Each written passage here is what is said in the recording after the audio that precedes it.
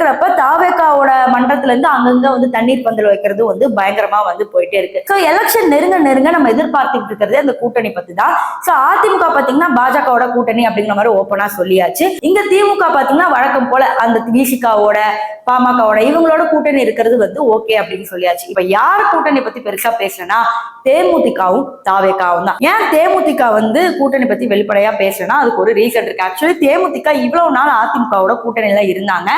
But அவங்களால தேவைப்பட்ட seeds வந்து பெற முடியல. அதாவது விஜயகாந்த் இருந்த காலத்துல வந்து எதிர்கட்சி தலைவரா வரைக்கும் அவர் உருவெடுத்தாரு.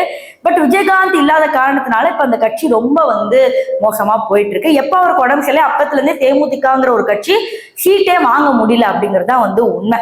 இப்ப அதனால பாத்தீங்கன்னா தேமுதிகவை எல்லா கட்சியும் வந்து இக்னோர் பண்ண ஆரம்பிச்சிட்டாங்க. இப்ப இந்த நிலையில தான் பாத்தீங்கன்னா தாவேக்கா விஜய் அவர்கள் அடிக்கடி வந்து பிரேமலதா வீட்டுக்கு போறதும் கூட்டணி பத்தி பேசுறதும் இந்த மாதிரி நிறைய விஷயங்கள் ரூமர்ஸ் நமக்கு வந்துட்டு இருக்கு.